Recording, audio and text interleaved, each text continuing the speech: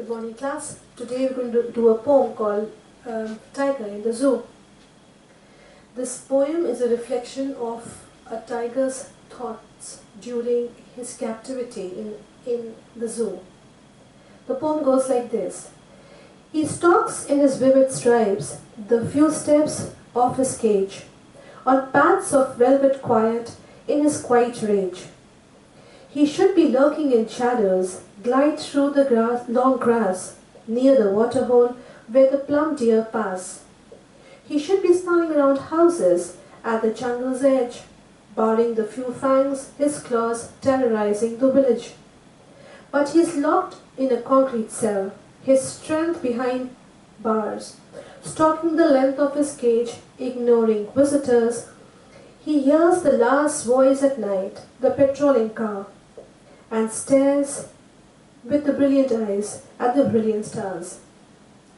Through the poem, a lot can be understood about the feelings of this captive tiger. He is not in his natural habitation, and therefore he feels like, the poet refers it as his strength being put behind bars. How he would feel like when he would be outside, and what he goes through when behind bars is the poem all about. The first stanza. The tiger moves up and down in his cage. The stripes on his body are strong in bright colors.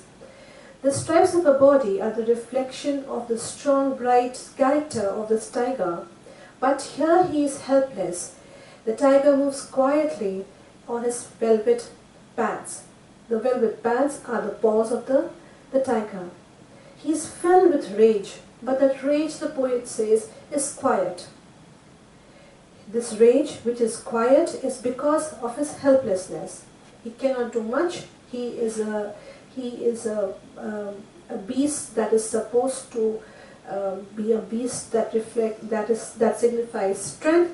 But here it says his rage is very quiet. Can't do much about the strength that he has. The second stanza. It says the tiger knows no rest during the day because of the visitors. Even the night he remains disturbed with the patrolling car. Looking at the tiger, at the who's imprisoned there, the poet is filled with pity. He says that the poor tiger should have been in his natural habitat. Then, at this point of time in the night, he would be laying in the shadows of the trees and gliding swiftly through the long grasses. There, near the water holes, he would be waiting for a fat deer to pass by. Thus, he would be lying there in expectation of a heavy feast. But presently, he is tied up behind the bars of a zoo cage. The third stanza says, the poet imagines and says that the tiger would be doing in the cage, in case he failed to find a prey in his natural habitat. He says he would go to the jungle, to the edge of the village.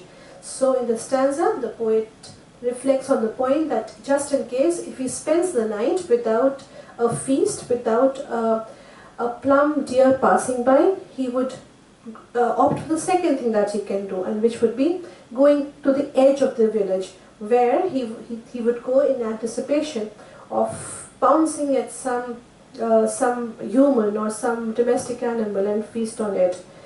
He would thus cause a terror in the villagers. The poetess here has given us a hint that if we destroy natural habitat of a tiger, then he would be forced to run to our towns and our villages in order to find food. The last point of the poem, the poet says that the tiger, who was locked in the concrete cell in the zoo, in spite of all of his strength, he is lying imprisoned behind bars. Very slowly, very silently, he moves up and down the length of the cage, and he notices no villagers. He spends the rest of his night listening to the patrolling cars and also looking at the bright stars in the sky with his brilliant bright eyes. That's how the poet feels a tiger would go through if he is held captive. Thank you, class.